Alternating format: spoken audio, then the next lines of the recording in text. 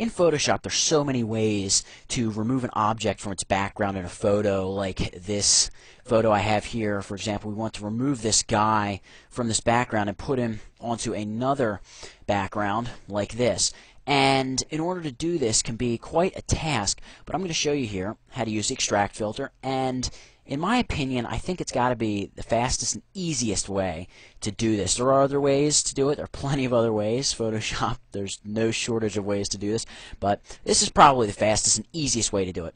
So we're going to start first with an easier to mask image, or easier to extract image, I should say, which is this church here.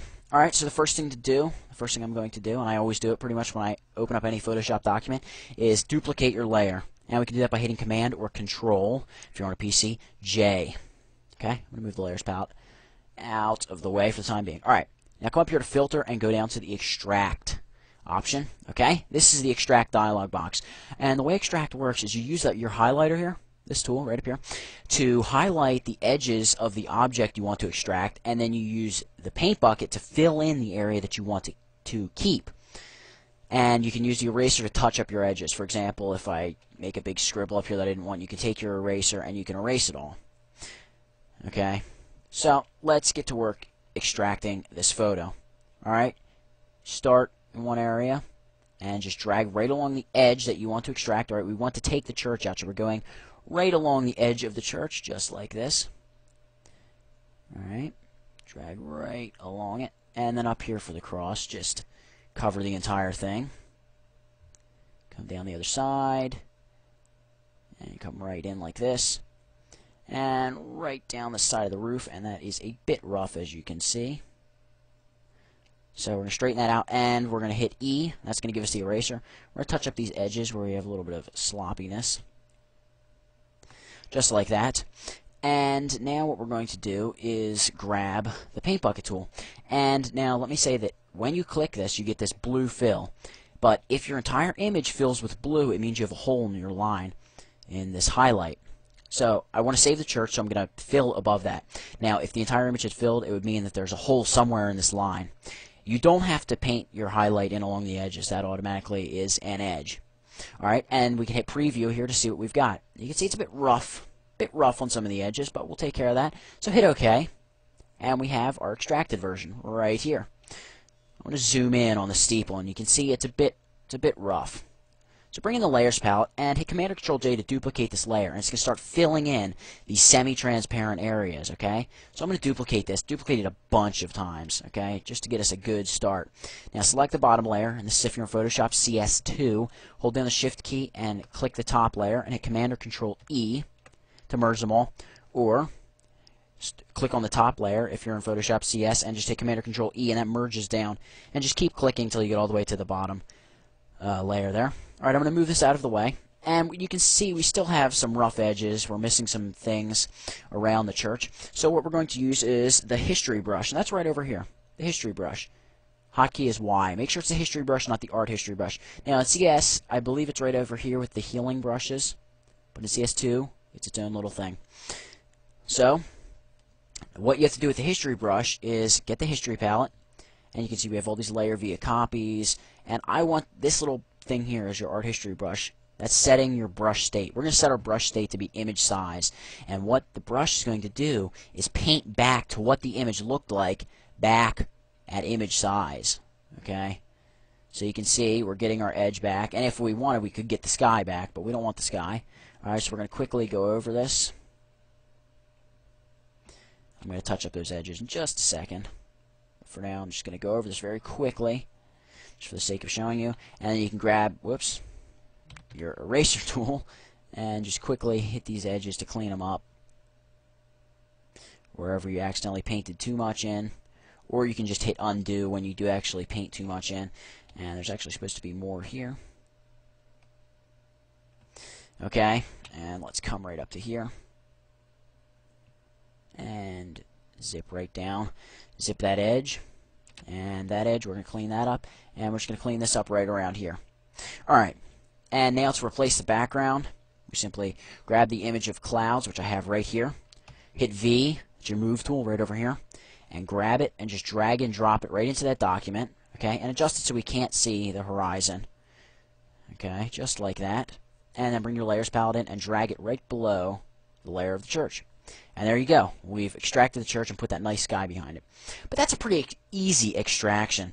We want to do a more difficult extraction, something that you're really going to want to use extraction for. For the church, you could get away with using any number of tools. But something like this where you got this hair blowing in the wind, you're going to want to use extraction and maybe channels.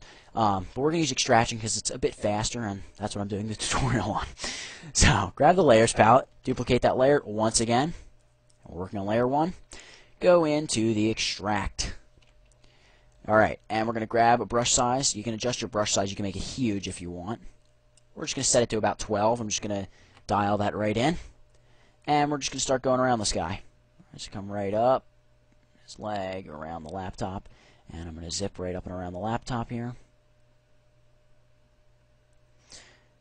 And we're going to quickly trace around him. Now you can stop. You don't have to keep it one continuous motion, even though it may look like I am. You don't have to worry about doing that. As long as you have one solid line, it will work.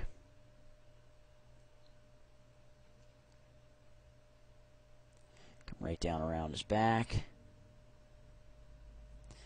Alright. And there we go. So come over here, grab the paint bucket tool. We want to save the guy, so we're going to fill him with blue, although I forgot something here. Grab the highlighter once more. We got to get this bit of sky out, but we're gonna use a tool here in the extract palette called Smart Highlighting. Now, when you grab your brush, you're gonna see the Smart Highlighter comes up. It's almost got like a little crosshair in it, and when you start using it, you're gonna see that crosshair follows your edge. And the way Smart Highlighting works is it follows high contrast edges. When there's a lot of color difference, like the chin and the sky, it can easily follow that because it can tell, okay, I can see you want to definitely extract the sky from his chin. So it will follow that, and it's good for high contrast areas. So once again, grab that paint bucket, and you can see we're getting rid of the sky too. Hit preview, and we've cut him out. Hit OK. Shut off the background layer. I just shut it off right here in the layers palette. Move the layers palette out of the way. Alright, now we're going to come zoom right in here on his knee. We're going to grab that art history brush again, and we're going to set our history state to image size. Okay, it's before I did the extract. And we're going to start painting back in anything that was lost. Alright. Now, a lot of images you won't have too much detail loss, but these ones that I'm working on have a bit. So, let's just fix it. Alright. Here we go. Come right up, get his wrist, his hand, his face fixed. His hair came out really well, which is really what we were doing this for. Alright, and his back here. Alright, and then we can just grab the eraser and get rid of any kind of artifacting or anything that appears to be coming off of these objects. Okay, right here around his elbow, we got to clean that up. And right in there, clean it. Whoa. Clean his collar, and right here along his back, got to clean that up as well. And I'm just going through this pretty quickly. You might want to spend more time doing it yourself. And right in here under his hands, you can see these little bits of blue. Just clean those out. All right, zoom back out, and we can get rid of the background layer now. Whoa. Just double click on the background layer and garbage it. And now what we're going to do is we're going to bring this background in here, which I have. And I'm going to hold shift so it drops it right into the middle of my document, and it didn't quite work there. But shift drops it into the middle of your document. You can see it's right here. Let me just adjust it here with my keyboard. And grab that entire backy group and drag it beneath the image. You can see, there we go. And now grab the guy and just adjust him as you wish.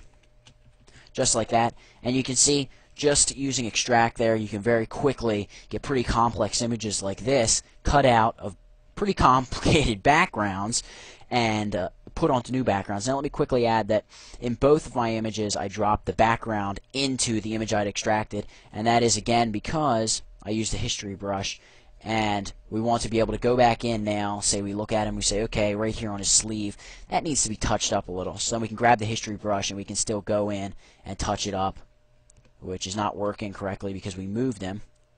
Alright, so you want to make sure you do that before you move him. Let me go back here before I moved him. And whoops. There we go. And right here. Now, let me make sure I've got my history state set correctly. There we go. Make sure you have the correct layer selected. It's not going to let you do it if you have a group selected. And come right in here with the history brush and just correct anything you need to correct. Right here where his shirt's missing. And anything you see like that that needs to be corrected, you can then correct once the background's on it. You can see we need to clean this up a little up here. But all of that can be done later on, now that you have the image into the background. And that's it. You've extracted that image and the simpler image of the church. But really, extraction is one of the easiest and fastest ways for what you get. It's one of the best. And that's it. You've learned how to extract and how to make extract the filter work for you. Hope you've learned something from it, and check out tutvid.com, the site that these tutorials are from, and I hope you find other stuff there that you like, and